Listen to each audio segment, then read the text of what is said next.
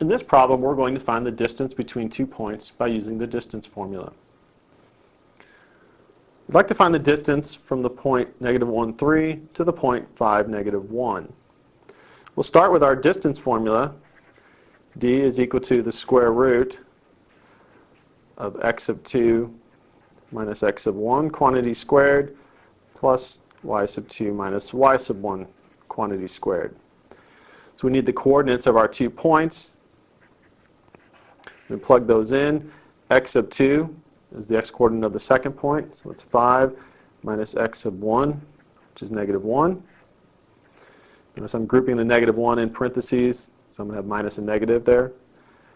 Plus y sub 2, -1, minus y sub 1, which is 3. And then that's squared.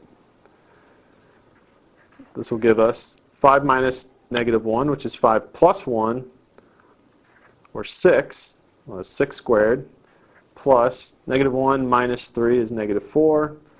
We'll have -4 squared. 6 squared is 36. -4 squared is 16. So we'll have the square root of 36 plus 16, which is the square root of 52. And with radicals, we'd like to see if we can simplify that. Look for a perfect square factor that might be a factor of 52. In this case, we can rewrite that as the square root of 4 times 13. 4 is a perfect square. So the square root of 4 times the square root of 13. The square root of 4 is 2. So we'll have 2 times the square root of 13. So the distance from point 1 to point 2 is 2 times the square root of 13.